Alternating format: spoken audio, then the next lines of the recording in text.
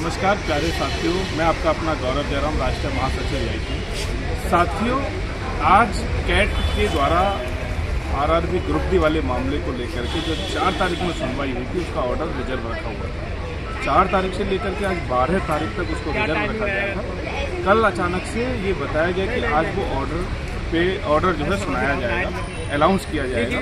उसके लिए पार्टियों को नोटिस दिया गया था। हम हमारे वकील साहब और रेलवे की तरफ से भी आए हुए थे और उसके संदर्भ में आज वकील साहब से 2 पॉइंटों पे केवल बात मैं करूँगा और चाहूँगा कि वकील साहब क्लियर करें।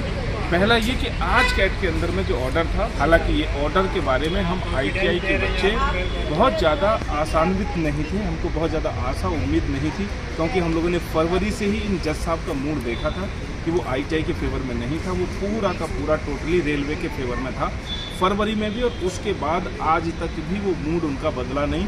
वो उसी वेशभूषा में और उसी टाइप से आज भी जब वो जजमेंट को लेकर के आए तो बड़े दुखी मन से, एक उदास मन से, ऐसा लग रहा था कोई सन्नाटा छाया हुआ है। जबकि सुबह सुबह दूसरे नंबर का ही केस था हमारा, तो जैसे और दिन आते थे उससे अलग कुछ देखने को मिला।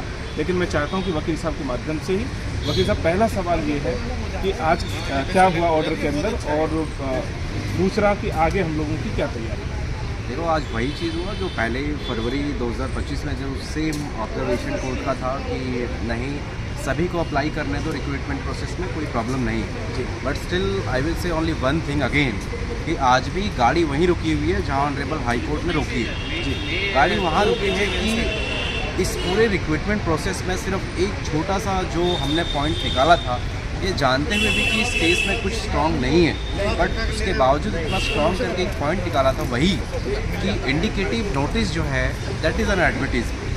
और उस चीज़ को लेकर के high court, honourable high court ने 100 बार 2 दिन के 2-2 घंटे के बहस में रिपीट किया कि हाँ जी, एडवर्टीज जो ये है इंडिकेटिव नोटिस है, दैट इज़ एन एडवर्टीजमेंट। तो उसी पॉइंट पे हाई कोर्ट ने substantial question of law para number 3, 6 मार्च के जो ऑर्डर था हाई कोर्ट का, पैरा नंबर 3 में सीधा डायरेक्ट बोला था कि आप सिर्फ ये बताओ कि एडवर्टीजमेंट इशू होने के बाद क्वालिफिकेशन कैसे अल्टर कर सकते हैं। तो this is the question and again this is the question.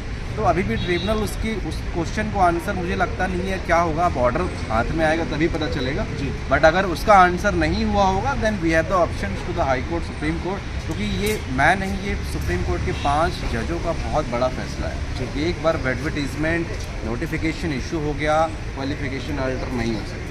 Advertisement का नाम ही जो है 2024 है अपने आप में, साफ बताता है। इवन मिनिस्टर ऑफ रेलवे ने, मिनिस्टर जो है रेलवे के, उन्होंने भी 2 जनवरी को वो साइन किया फाइल को। पॉलिसी 2 जनवरी को चेंज हुई है, क्वालिफिकेशन इशुएंस ऑफ एडवर्टीजमेंट 28 दिसंबर है। तो इसी पॉइंट पे यही एक पॉइंट है जिस पर ऑनरेबल हाई कोर्ट ने स्टे लगा दिया था।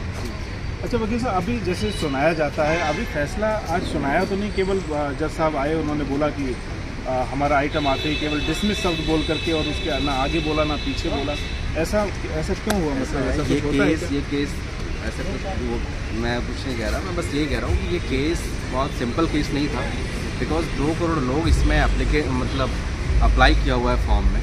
2 करोड़ एक बहुत बड़ी संख्या होती है, और इतनी बड़ी संख्या के ऊपर वैकेंसी को स्टे करना 0.01% चांस होते हैं।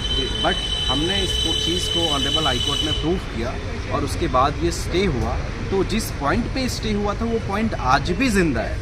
उस पॉइंट पे आंसर ना रेलवे ने 4 तारीख को बहस करी ना कुछ किया। तो वी आर लुकिंग कि ऑर्डर में क्या है इस पॉइंट को लेकर के, यही हमारा मेन ग्राउंड है हाई कोर्ट जाने का।